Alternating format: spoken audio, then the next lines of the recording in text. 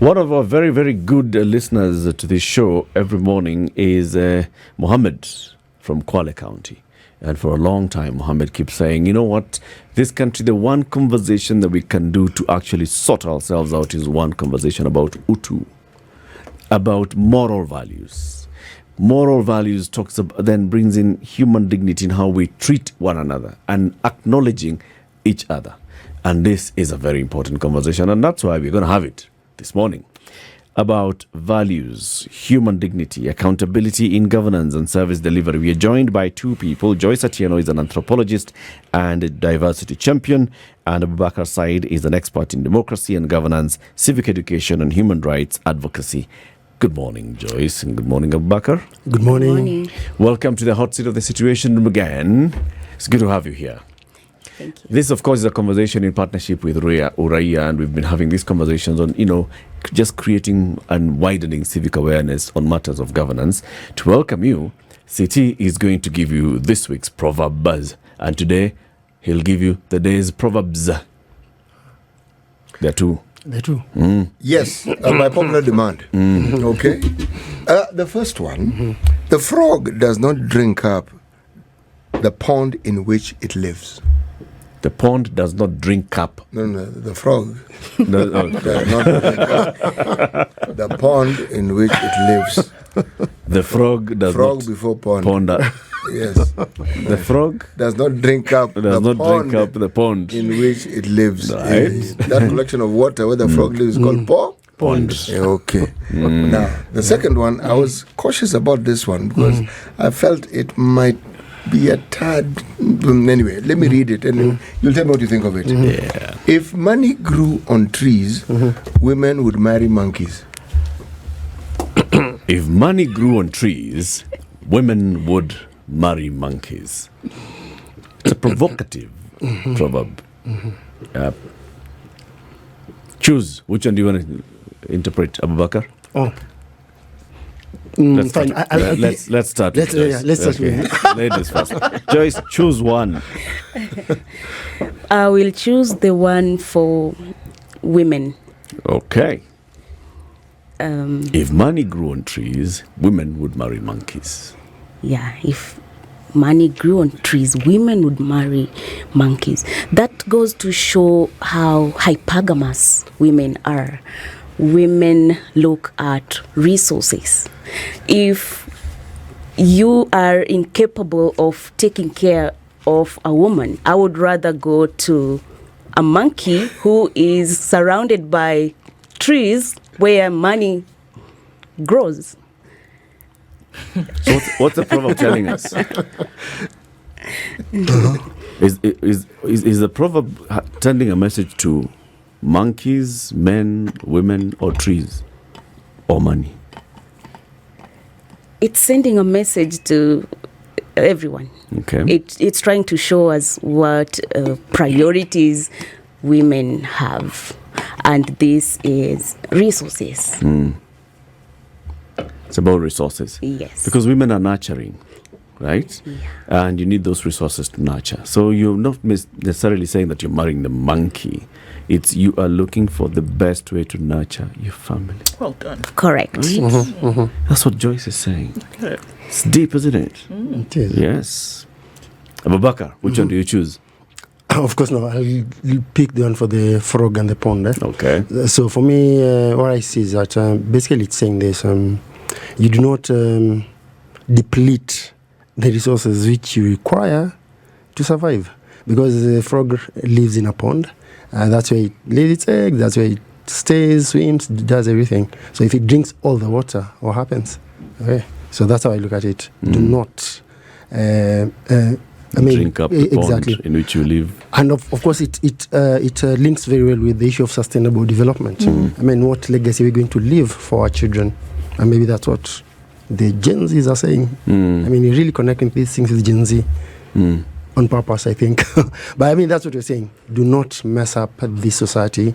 There'll be future generations. They need to find things. They need to find resources. They need to have a life. Thank you. So the tadpoles are speaking in Kenya, and they're saying the frogs are about to finish the water. Okay. Good conversation. Utu. What is Utu, Abubakar? Yeah, so it's a very interesting concept. For me, I can define it by using a proverb, okay?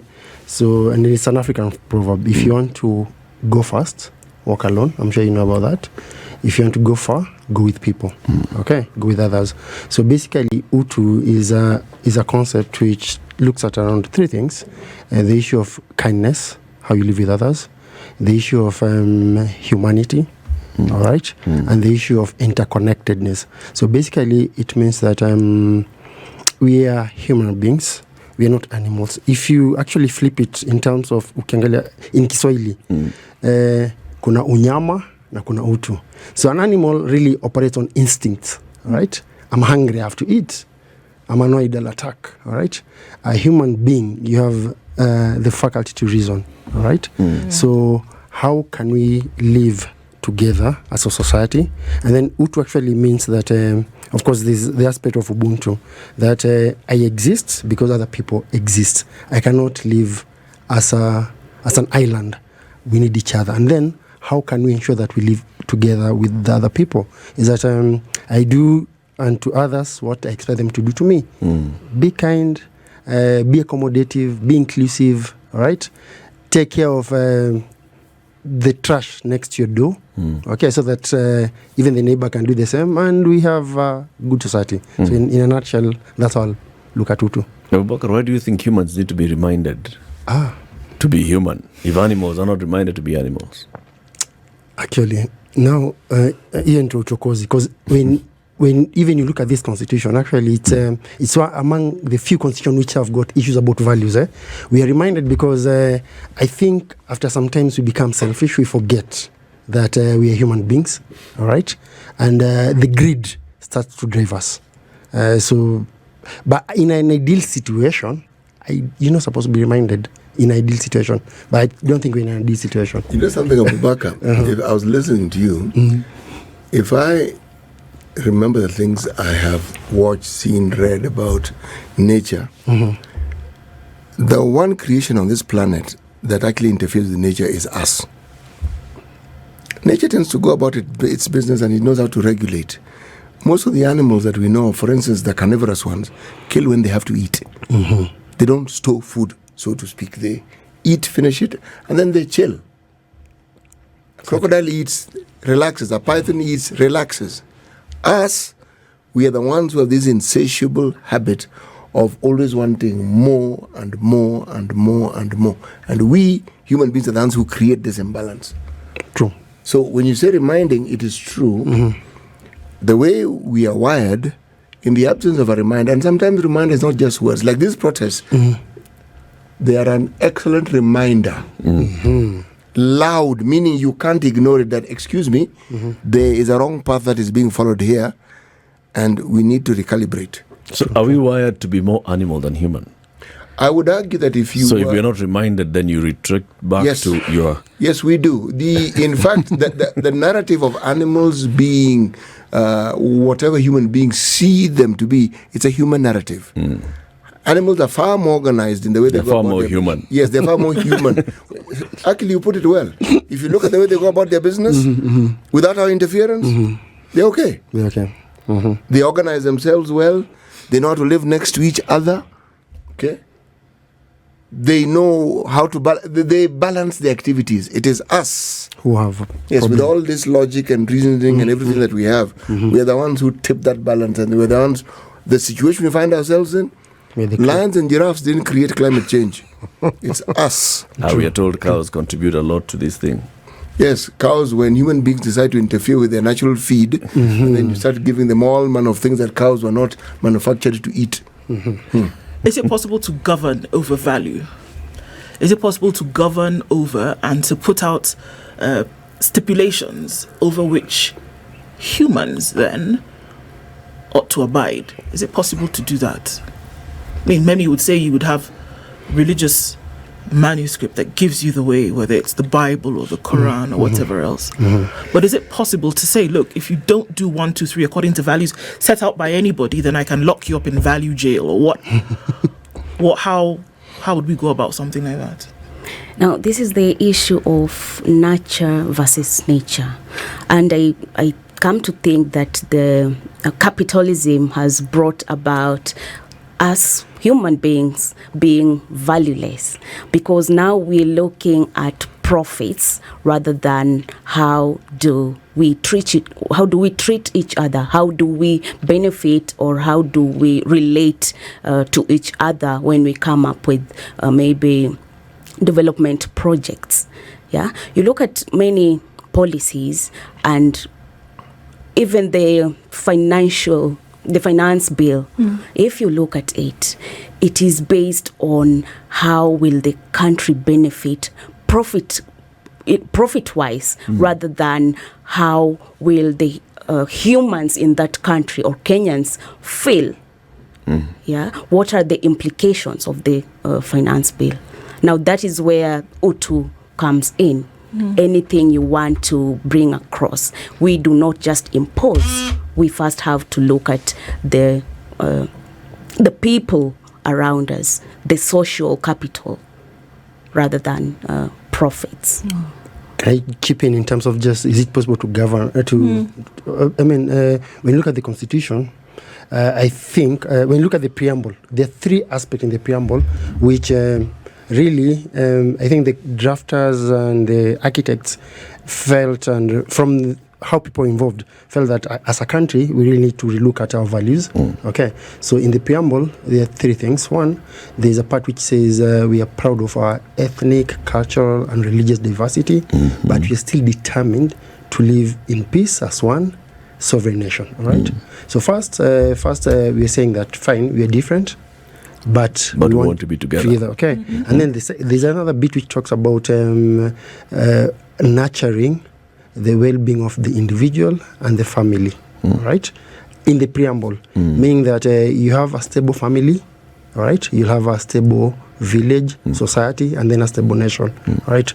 So you put in the preamble that we want to nurture a good family. And then the third bit is on the issue of governance. In the preamble, again, it's talking about that we want to have a governance which is based on values of human rights, social justice, okay, rule of law, and democracy. So in fact, if you unpackage social justice, this is justice in terms of distribution of wealth, opportunity, and privileges. Right. So what are we saying? That our constitution is already aware that if you do not put some structures in place, we will be maybe worse than the animal kingdom. So it's a difficult bit in terms of governing, legislating or something like that. But at least if you have the framework, it will guide us. So, and this is what now gives birth to Article 10, if maybe you look at it, and also Chapter 6 in terms of leadership and integrity, because it's clear. Even the other day, people were talking about the Senate and the conflict of interest. When you look at Chapter 6, it's very clear. It's saying that a state officer should not be involved in terms of conflict of interest. It's very clear that do not mix your personal issues and issues about the public. But you see now people are going around in circles and coming up with a smart law so that they can do business with the government. But in Chapter 6, it's there that you're not supposed to do that. Do you think that we would see a different kind of governance, a different kind of existence? I mean, if there was some kind of prescribed punishment that took place if you behaved in a certain type of way, because we're really teetering on how you and your conscience speak to one another.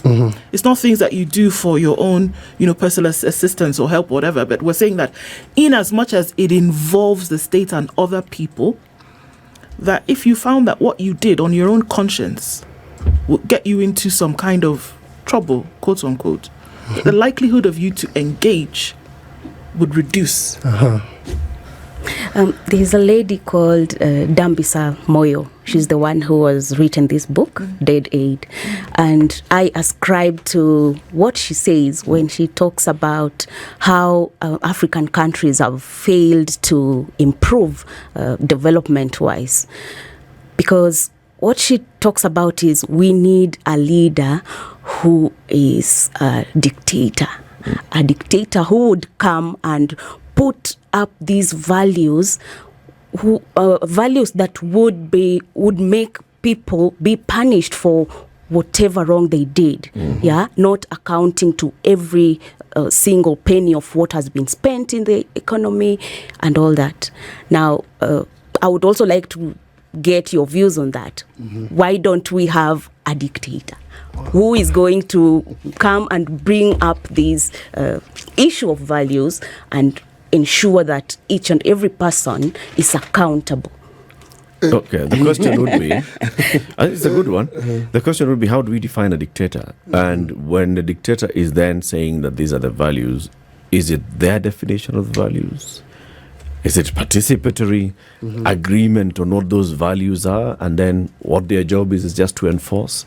And if that's the case, then why do you need a person? Why not an institution? And why do you assume that there exists an individual who knows what's good for everybody? and even just to chip in, I know most of us grew in an era whereby when you enter public transport, at least from my case, when you enter the public transport, if it's full, as a child, I'll stand up, I'll let an elderly person sit, for example. All right, the village.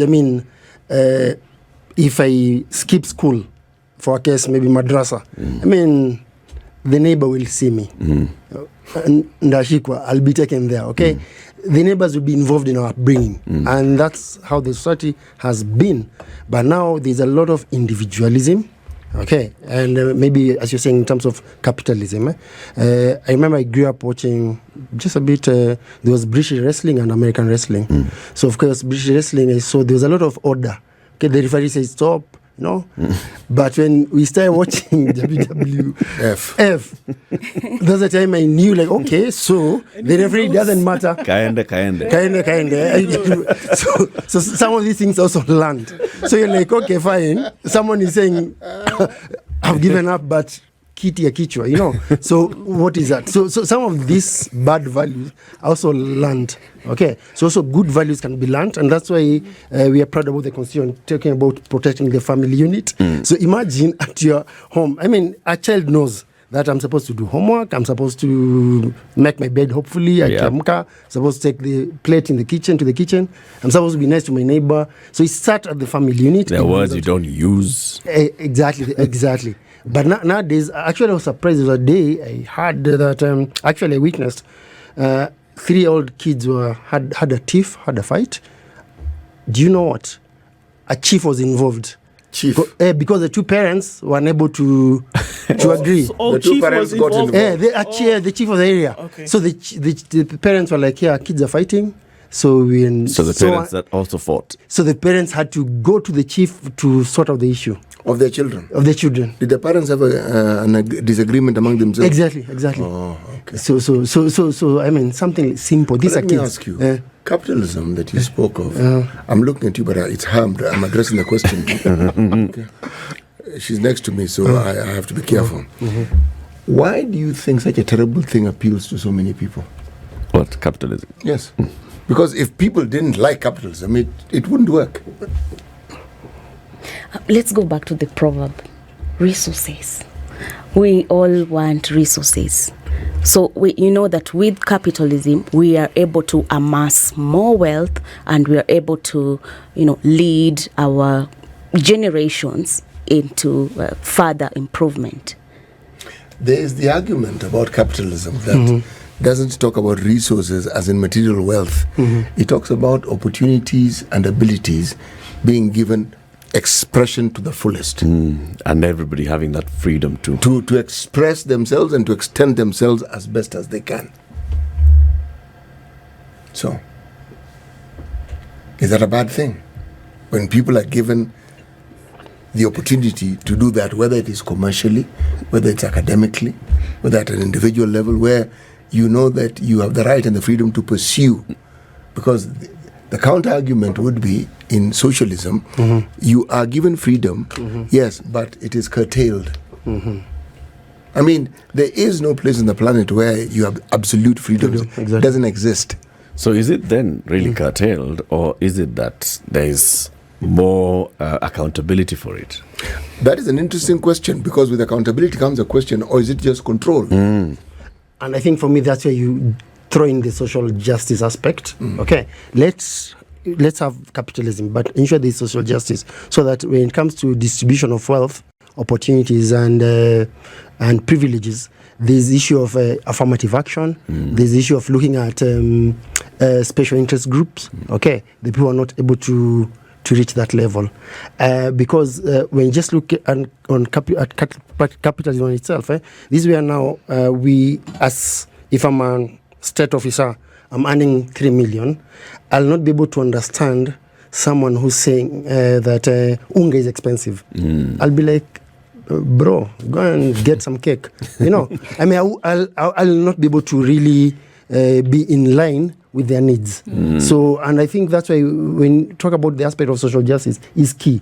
Just make sure, I mean, capitalism, do trade, make sure there are profits, but remember, there are people who maybe are not well endowed in terms of maybe accessing those resources. Okay. So come up with the issue of affirmative action, carry them. And that's where the issue of, I mean, the proverb, if you want to go far, go with others. Do not let others. City, let's There's a break. Yeah. Okay, so I'll just leave my finger away.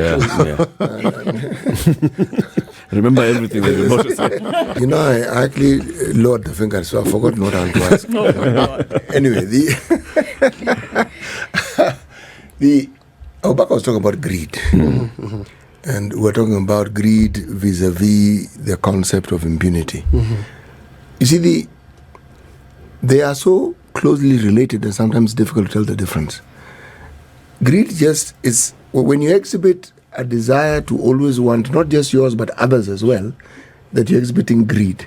But when you get to a point where you know you can get away with it, see, laws are supposed to curb certain tendencies that people have, and laws are created with the knowledge and understanding that people are inclined to doing wrong. By nature. Yes, so the laws wouldn't exist if we were inclined to doing right all the time. That's why rules and regulations exist. And that's why even in the home, you have a way in which you want children to behave, because left on their own, you know exactly what they're going to do. The very things they shouldn't do is what they'll do. And the reason is because as children, we can say they don't know.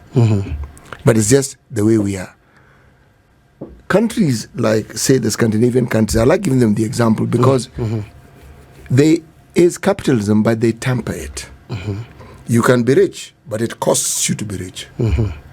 You get to a point where you can be taxed 50% of whatever you earn. There's a level which you get to, let's say for every the equivalent of a Kenyan shilling, they'll take 90 or something. They leave you with 10. Meaning you can be rich, it's okay. But that money that you make is then distributed and it goes to help other people. But it doesn't mean you can't be an industrialist, you can. It doesn't mean you can't make a lot of money, you can. The problem that we see is in places where these people who are extremely rich use a system to subvert even their contribution vis-a-vis taxes and ensure that the laws even favor them to continue amassing more. Now, it's to say it is drunkards who give drink a bad name. Okay? Those who say it's Christians who give Christianity a bad name. Yes. Just a saying. So if we were to talk about values, the key to understanding it is the dynamic nature of it. Values serve a purpose, and many times at a certain point in time. They may not necessarily serve a purpose later on in life. So how do you accommodate this change? Like for us now, there is no better time to discuss issues of values than the time that we're in right now. And the manifestations of it. Like, I find that the protesters, if I'm to read and understand what they're saying, the values are not very dissimilar to the values that those who led this country after independence had. It's not different. The values of the protesters.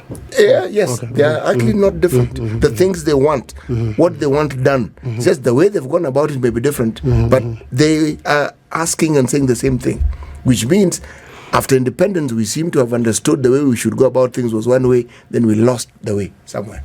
True. And maybe, sorry, go ahead. How can we see the interpretation then of, I mean, I hate to whittle down to good or bad, but let's just use it for the sake of, explanation. How can you see the interpretation of good values then being carried out into things like governance that we are speaking of today?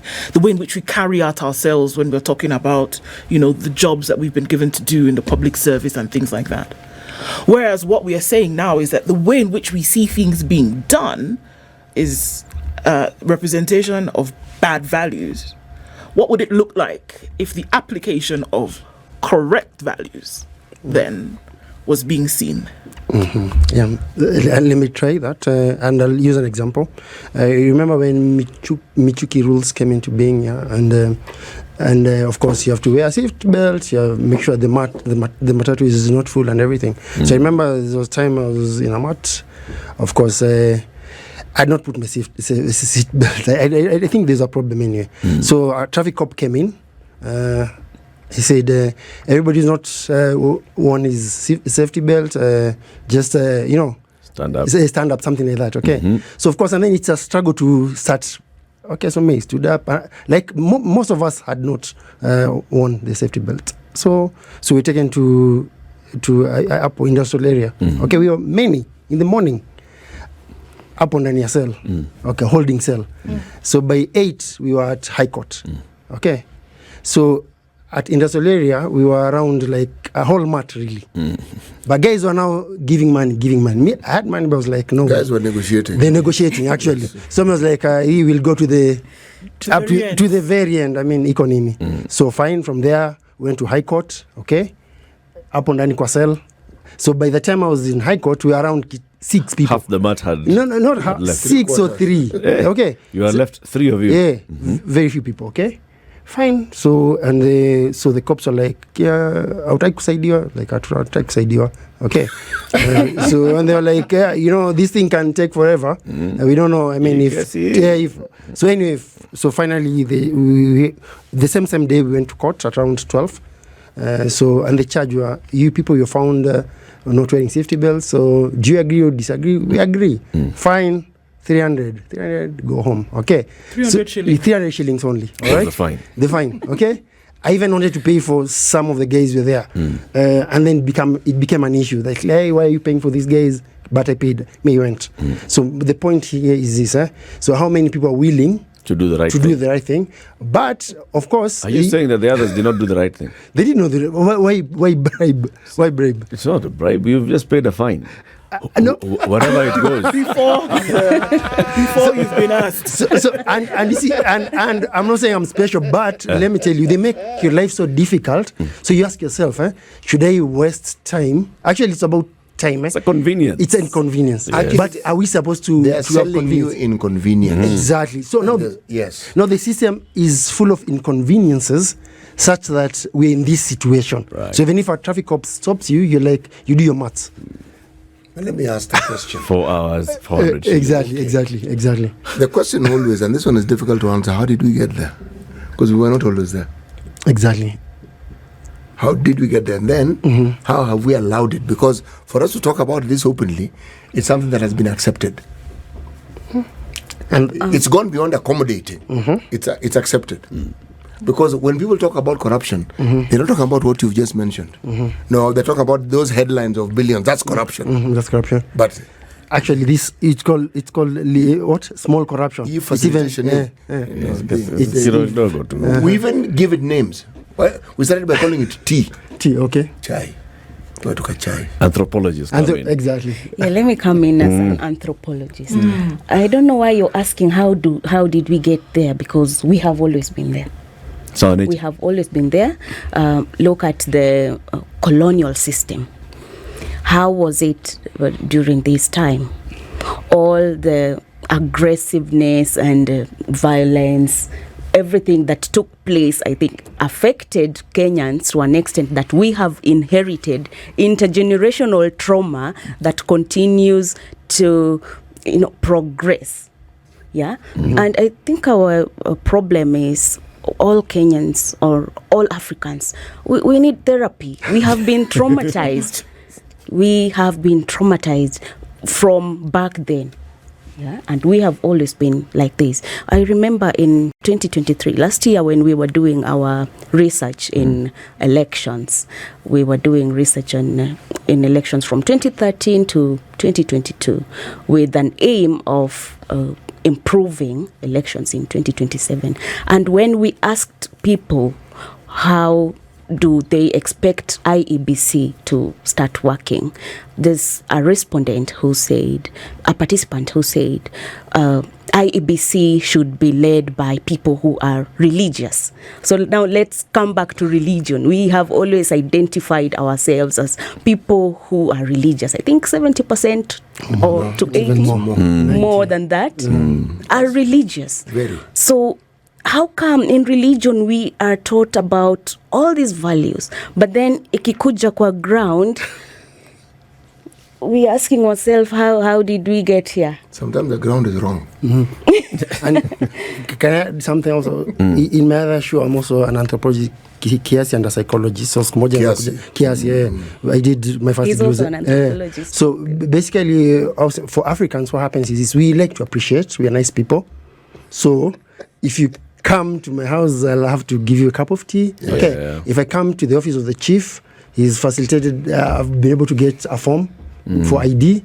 Maybe I'll give them maybe my chicken or my goat. Shukrani, yeah. Shukrani. So shidani, we've taken that shukrani wrongly, and that's why in the constitution now, chapter 6 inasema hivi, as a state officer, you're not supposed to receive a gift. If you get a gift, when you're public, it belongs to the office, not to you. Are you understanding? Because of course, you're also trying to work around the Africanness of us. E-appreciation, it's being misused, unfortunately. So you're appreciating the office, Exactly. not the person. Yeah, and then now from the counseling perspective, if I wear that hat, the issue of you're talking about greed and impunity. So when you look at Sigmund Freud, the issue of the id, ego, and superego. So I think we are at the level whereby the id is the selfish, the demanding psyche. I want it now. I want immediately. So in terms of analogy, the id is the horse and ego is the rider. So the id has a lot of power, decides, but you in the ego in terms you can manage it. Okay. Our situation, it's our id as a society has taken over. Okay. Let me throw in, since we are theorizing and talk about people who have come up with all these interesting, spangled ways of looking at things, let's talk about Maslow, okay, and his hierarchy of basic needs. Okay, basic is what? Food, sex, shelter, yes. Clothing. Clothing. Clothing. Okay, umesikia hiyo sex. Then next.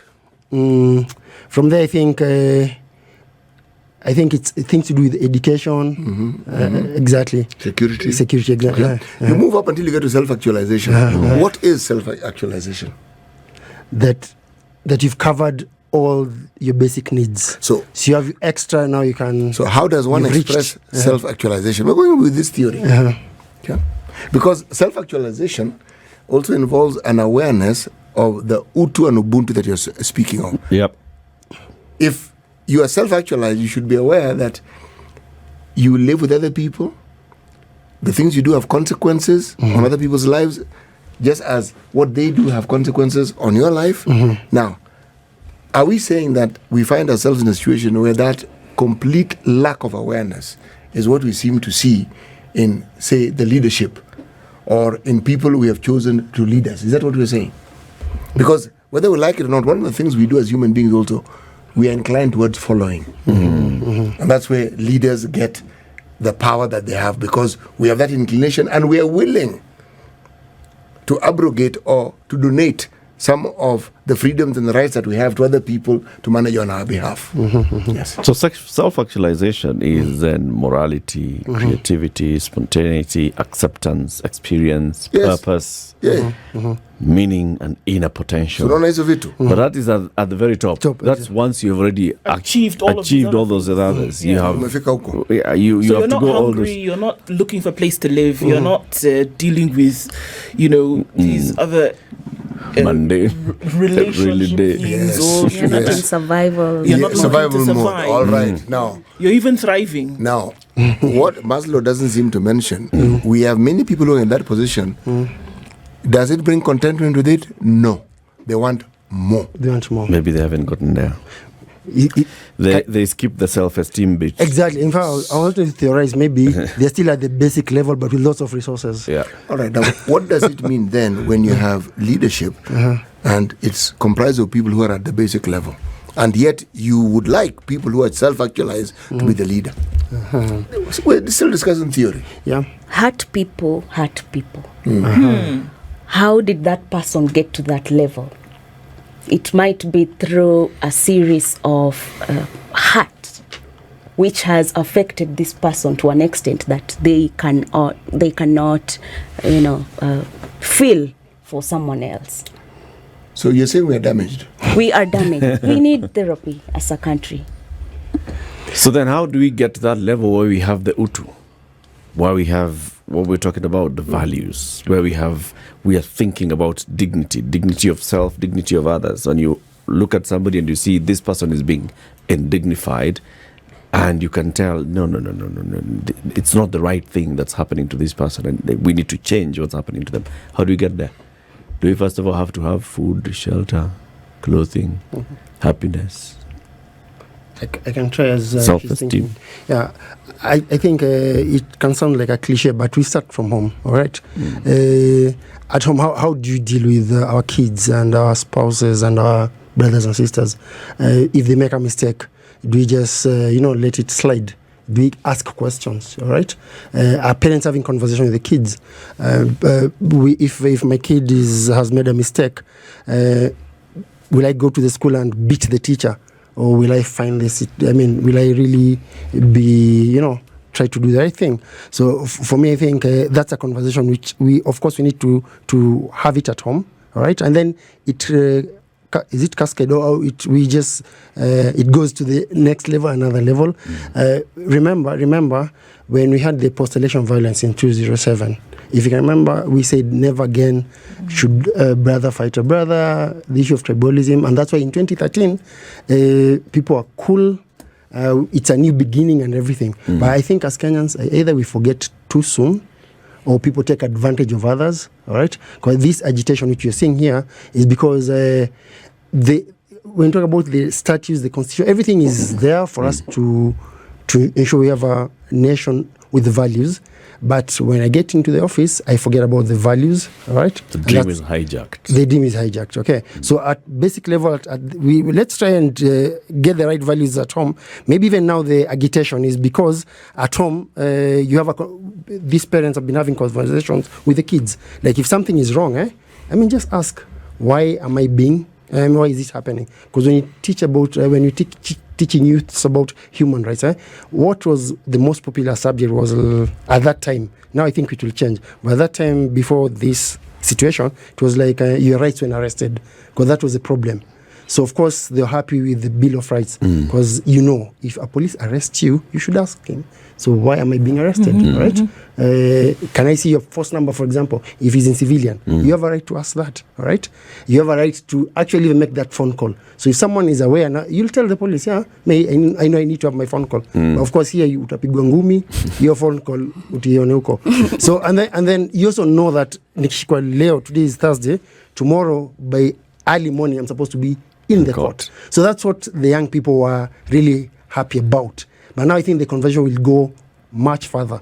But what I was saying is, at home, let's start talking the issues of values. At school, place of worship. Abubakar, you're assuming we know what values are. Oh, okay. So how do we define those, moral values? What are they?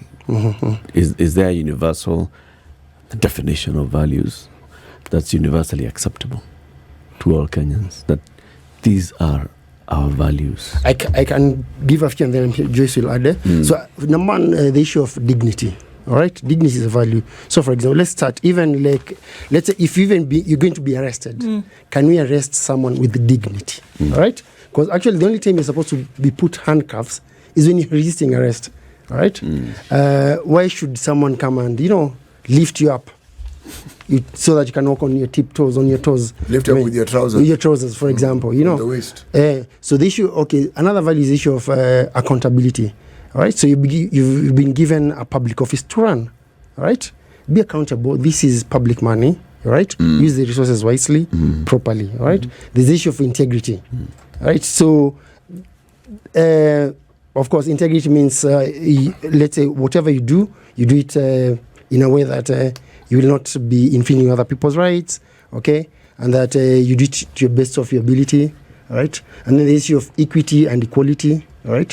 When it comes to, then let's talk about distribution of resources.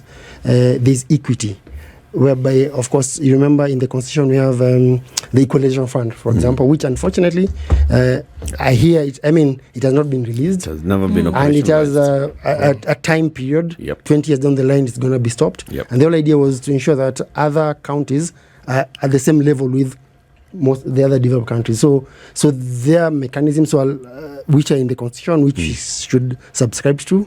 Okay, maybe Joyce can add a few more. Yeah, we have sanctity for human life, and this should go to the police. Why is it so easy for them? Why are they trigger happy? Yeah, why is it so easy for you to kill someone who is peacefully demonstrating? And then there's the issue of care and compassion. How do you treat the people around you? And lastly, respect. As an anthropologist, we talk a lot about ethnocentrism and how you should respect other people's cultures. Now, before you come up with development issues, you should look at the kind of values these people have. Is this a development that you're just trying to impose on them and spending too much money in the process?